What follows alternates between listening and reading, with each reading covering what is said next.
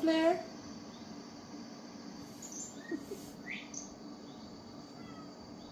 What, Flair Bear?